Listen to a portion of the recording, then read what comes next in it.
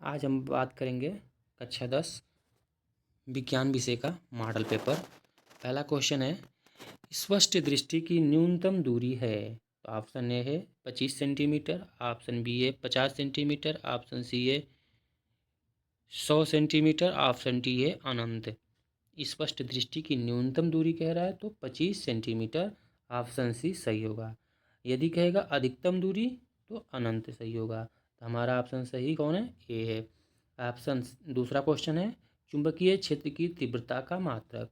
चुंबकीय क्षेत्र की तीव्रता का मात्रक टेस्ला होता है, ठीक है, और इसका अन्य नाम होता है वेबर प्रति मीटर स्क्वायर, ठीक है।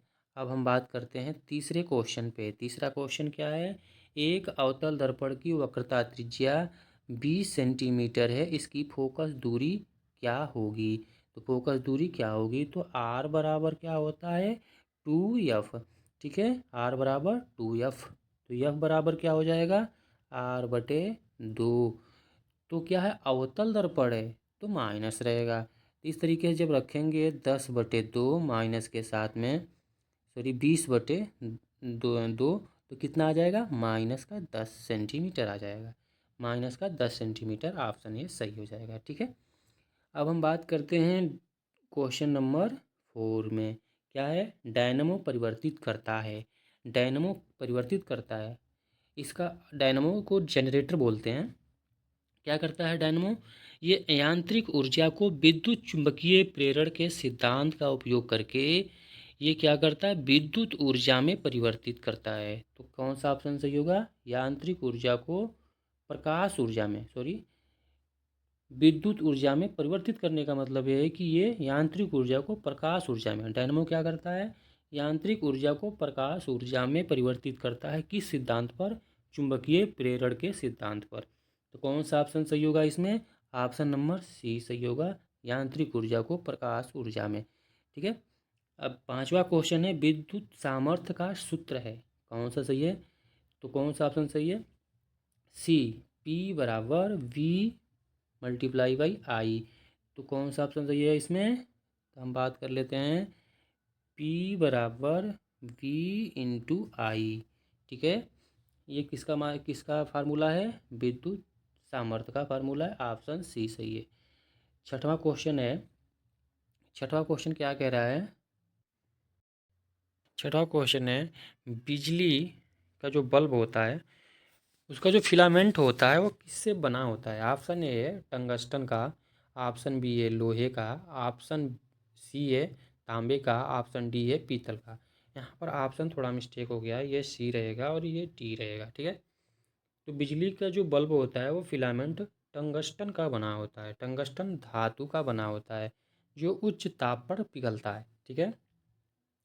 सातवां क्वेश्चन है, विद्युत आवेश का मात्रक होता है। ऑप्शन ए है जूल का, बी है कूलाम का, सी है वोल्ट का और डी है एम्पियर का। तो विद्युत आवेश का जो मात्रक होता है वो होता है कूलाम। कूलाम लिखने में यहाँ थोड़ा मिस्टेक हो गया है टाइप करने में, तो कूलाम ऐसे लिखा जाएगा और बी ऑप्शन सही है, ठीक है। और इसमें से जूल की बारे में बात करें तो जूल जूल जो है वो कार्य का मात्रक है, वोल्ट विभवांतर का मात्रक है, एम्पियर धारा का मात्रक है, ठीक है।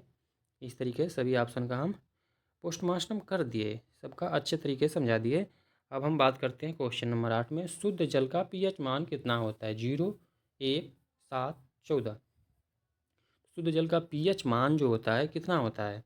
तो 0 से 7 के बीच में अम्लीय, 7 से लेकर 14 के बीच में क्षारीय। तो 7 होता है उदासीन, 0 और 7 के बीच में होता है अम्लीय और 7 से 14 के बीच में होता है क्षारीय। तो 7 वाला क्या होगा? उदासीन होता है और जल उदासीन ही होता है। तो कौन सा ऑप्शन सही हो जाएगा इसमें? 7, 7 ऑप्शन सही हो जाएगा। ऑप्शन सी सही हो जाएगा, 7, ठीक है। हम बात करते हैं 9वां क्वेश्चन, यकृत स्रावित करता है। यकृत क्या स्रावित करता है? पहला है लार, दूसरा ऑप्शन है जठर रस, तीसरा ऑप्शन है पित्तरस और डी ऑप्शन इसमें क्या दिया है?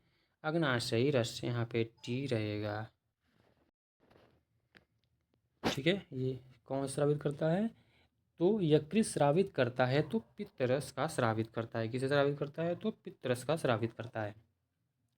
अब बात करते हैं हम क्वेश्चन नंबर 10। क्वेश्चन नंबर 10 क्या कह रहा है? विटामिन सी का अच्छा स्रोत है। ऑप्शन के हिसाब से अंडा, ऑप्शन बी मछली, ऑप्शन सी गेहूँ, ऑप्शन डी संतरा। तो संतरा जो होता है वह विटामिन सी का अच्छा स्रोत होता है। ठीक है, विटामिन सी का अच्छा स्रोत कौन होता है? तो संतरा होता है। ठीक है, ऑप्शन 11 के बारे में बात करेंगे तो जितने भी खट्टे पदार्थ होते हैं वो विटामिन सी का अच्छा स्रोत होता है। अब 11 नंबर क्वेश्चन के बारे में बात कर लेते हैं कि थायरॉक्सिन हार्मोन की कमी से होता है। क्या होता है? पहला ऑप्शन है घेंघा रोग, दूसरा ऑप्शन है रतौंधी रोग, ऑप्शन सी है स्कर्वी रोग। यहाँ पर ऑप्शन थोड़ा गलत हो गया, ये सी रहेगा, ये सी रहेगा और ये डी रहेगा। टाइप में थोड़ा मिस्टेक है। तो कौन सा है थायरॉक्सिन हार्मोन की कमी से? तो घेंघा रोग। ऑप्शन ए घेंघा रोग सही है। घेंघा रोग को ही हम गाइटर रोग भी बोलते हैं। ठीक है, गाइटर रोग भी इसको हम बोलते हैं। ठीक है, अब हम बात कर लेते हैं क्वेश्चन नंबर 12 के। अणुसूत्र किस पदार्थों के बने होते हैं? अणुसूत्र किस पदार्थ के बने होते हैं? प्रोटीन के, ऑप्शन ए। दूसरा है आयनिक बंध से। तीसरा, आगे के कौन से ऑप्शन से सही हो रहा है इसमें? इसमें यहाँ पर मिस्टेक है, इसको हम सही कर दे रहे हैं। यहाँ पे प्रिंटिंग मिस्टेक है, RNA रहेगा यहाँ पर ऑप्शन बी में। प्रोटीन के, RNA के, ऑप्शन सी है DNA के, ऑप्शन डी है DNA और प्रोटीन के। तो गुणसूत्र जो होते हैं DNA और प्रोटीन दोनों के बने होते हैं। DNA और प्रोटीन दोनों के बने होते हैं। ऑप्शन डी सही है। 13 नंबर क्वेश्चन है प्रोपेनल में क्रियात्मक समूह होता है। प्रोपेनल की बारे में बात करता है तो इसका क्रियात्मक समूह क्या होता है?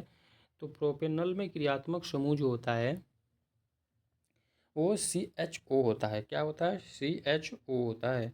ये होता है कीटोन ग्रुप, ये होता है हाइड्रोक्सिल ग्रुप। ठीक है, तो जो CHO के बारे में बात कर रहा है ये होता है प्रोपेनल। इसे एल्डिहाइड भी बोलते हैं, जनरल नाम एल्डिहाइड प्रोपेनल जो होता है। ठीक है, तो कौन सा ऑप्शन सही हो जाएगा इसमें? ऑप्शन ए सही हो जाएगा। CHO या प्रोपेनल में क्रियात्मक समूह होता है। ठीक है, ऑप्शन हम 14 के बारे में बात करेंगे आवेश का। तो इसमें कौन सा ऑप्शन सही रहेगा? तो ऑप्शन तो ओम ही सही रहेगा। ठीक है, ओम सही होगा। हम बात कर लेते हैं खाने के सोडे का जो रासायनिक सूत्र होता है उसको, उसका क्या नाम है? ऑप्शन अलग अलग है, इसमें देखते हैं। Na2CO3, NaHCO3, NaCl, NH4Cl। तो कौन सा इसमें सही होगा खाने के सोडा में? NaHCO3। इसको बोलते हैं सोडियम हाइड्रोजन कार्बोनेट। तो ऑप्शन बी सही है, सोडियम हाइड्रोजन कार्बोनेट। इसे खाने का सोडा भी बोलते हैं, इसे बेकिंग सोडा भी बोलते हैं। ठीक है, क्वेश्चन नंबर 15। निम्नलिखित में से कौन सी धातु अम्ल से हाइड्रोजन विस्थापित नहीं करता है? हाइड्रोजन विस्थापित नहीं करता है तो कौन सा नहीं करता है? तो पहला ऑप्शन है आयरन, दूसरा है जिंक, सी ऑप्शन है कॉपर, डी ऑप्शन है इसमें मैग्नीज। तो कॉपर जो होता है ये हाइड्रोजन विस्थापित नहीं करता है धातु अम्लों से क्रिया करके। ठीक है, अब क्या करें? 16 नंबर क्वेश्चन है लेंस की क्षमता का मात्रक क्या होता है? लेंस की क्षमता का मात्रक क्या होता है? तो पहला ऑप्शन क्या है इसमें? सेंटीमीटर, डायोप्टर, ओम और मीटर। तो लेंस की क्षमता का मात्रक जो होता है वो डायोप्टर होता है। आप 17 नंबर क्वेश्चन है विटामिन ए का रासायनिक नाम क्या है? विटामिन ए का रासायनिक नाम जो होता है वो रेटिनाल होता है। ठीक है, स्कॉर्बिक एसिड ये विटामिन सी का नाम होता है। थायमिन ये विटामिन बी का नाम होता है। ठीक है, सबको अलग अलग हम बता दिए। अब हम लोग आगे जानेंगे कि क्या होगा। 18 नंबर क्वेश्चन। 18 नंबर क्वेश्चन क्या कह रहा है? विद्युत धारा का मात्रक होता है। क्या होता है? ऑप्शन ए है एम्पियर, ऑप्शन बी है कूलाम, ऑप्शन सी है ओम, ऑप्शन डी है वोल्ट। तो आप लोग बताइए क्या होगा इसमें? विद्युत धारा का जो मात्रक होता है वो क्या होगा, एम्पियर होता है। ठीक है, अब हम बात कर लेते हैं कौन सा क्वेश्चन नंबर 19 का। प्रतिरोध का मात्रक होता है, तो प्रतिरोध का क्या मात्रक होता है? ऑप्शन ए है एम्पियर, ऑप्शन बी है कूलाम, ऑप्शन सी है ओम, ऑप्शन डी है कोई नहीं। तो प्रतिरोध का मात्रक क्या होगा? तो ओम होता है। ऑप्शन ए जो एम्पियर का मात्रक, एम्पियर किसका मात्रक? धारा का। कूलाम आयरन में, Fe, Ag सिल्वर में, आर्गन में। तो आवेश का जो प्रभाव होता है वो होता है सिल्वर में। सबसे अच्छा सिल्वर चांदी में होता है। ठीक है, आवेश का प्रभाव या धारा का प्रभाव सबसे अच्छा चांदी में होता है। ठीक है, इस प्रकार से सभी 20 क्वेश्चन हम करवा दिए हैं। सभी लोग ध्यान से इस क्वेश्चन को, सभी 20 क्वेश्चन को देखेंगे और याद कर लेंगे। इसी प्रकार से क्वेश्चंस आते हैं। ठीक है, थैंक यू। यदि ये वीडियो अच्छा लगा हो तो लाइक करें, शेयर करें, कमेंट करें। धन्यवाद।